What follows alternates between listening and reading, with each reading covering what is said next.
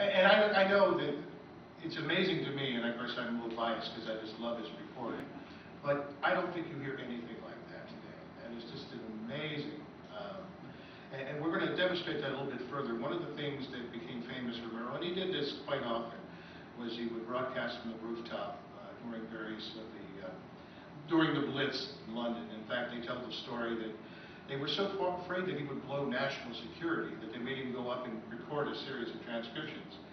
So he spent a lot of time up there just proving to the government that he could do it without endangering folks. So finally they let him do it. And this is a broadcast from September the 22nd of, now what? Yes.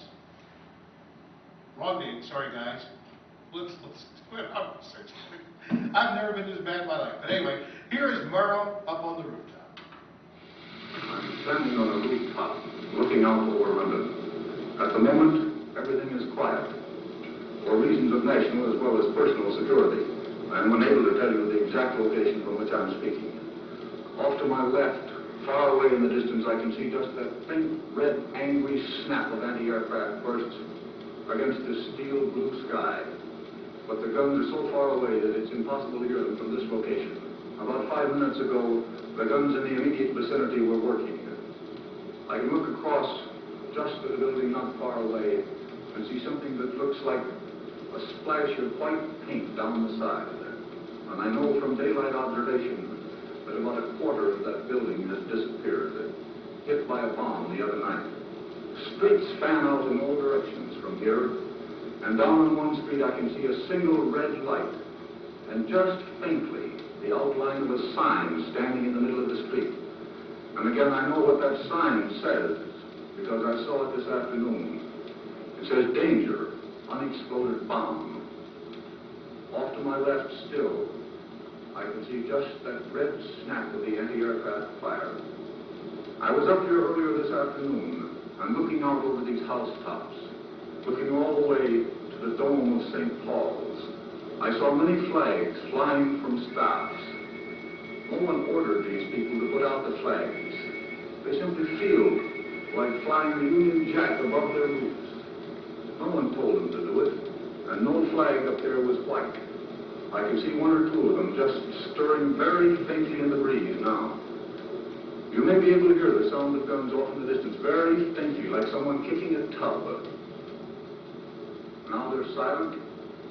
4 searchlights reach up, disappear in the light of a 3/4 moon. I should say at the moment there are probably 3 aircraft in the general vicinity of London, because one can tell by the movement of the lights and the flash of the anti-aircraft guns. But at the moment, in the central area, everything is quiet. More searchlights spring up over on my right. I think probably in a minute we shall have the sound of guns in the immediate vicinity. The lights are swinging over in this general direction now. You'll hear 2 explosions. Just there they are. Again, moving in, still a considerable distance away. Moving still just a little closer. There you heard 2.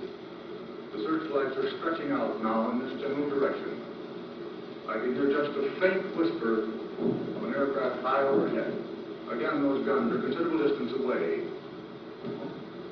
You'll hear them just vaguely in the background. Straight in front of me now. You'll hear 2 sounds in just a moment. There they are. That was the explosion overhead, not the guns themselves.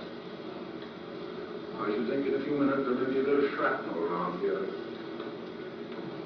Coming in, moving a little closer all the while. The plane is still very high, and it's quite clear that he's not coming in for his bombing run. Earlier this evening, we can hear occasionally, again, those were explosions overhead.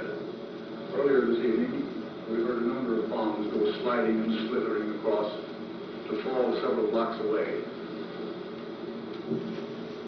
Just overhead now, the burst of the anti-aircraft fire. Still, the nearby guns are not working. And the searchlights now are feeling almost directly overhead. Now you'll hear 2 bursts a little nearer in a moment. There they are. That hard, stony sound. Oh, and by the way, that was September 20th, 1940, and of course him on the rooftop.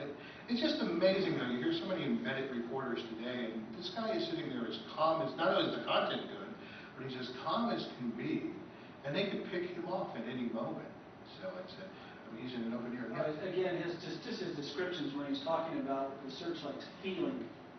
I think he uses the word feeling, if I'm not mistaken. Yes, he talks about the lights flashing on the bottom of the cloud. Yeah, the searchlights. Just, what a tremendous, just way, if anyone can come up with that stuff on the spur of the moment, it's just amazing. And he was so calm, he said, there ought to be some shrapnel around. Yeah, I know. Yeah. We all maybe killed some, but hey, we're going to tell you about it. Now, Neil, when he did those reports, were they airing live or did he record them? I think some of them actually did, but as I mentioned, they did make him record a bunch of transcriptions, but then these ultimately went live. And not always heard here in America. A lot of them were carried over BBC, although a few of them did go on part of World News Tonight, when they would do the various pickups. Again, that was hard to arrange because you were talking in shortwave, and that's what you were hearing. You were hearing a little heterodyne in that, and that was very common in those early broadcasts. And in addition to doing these kinds of things, Murrow was just an incredible journalist and thought a lot about the impact of what was happening, because he was smart enough to know that we didn't fully understand what radio was doing in terms of how people were receiving the messages, because we're used to seeing the blood and guts with the video these days, but I mean here, for the first time, people were pretty getting a good idea of the war right into their home, in their living room.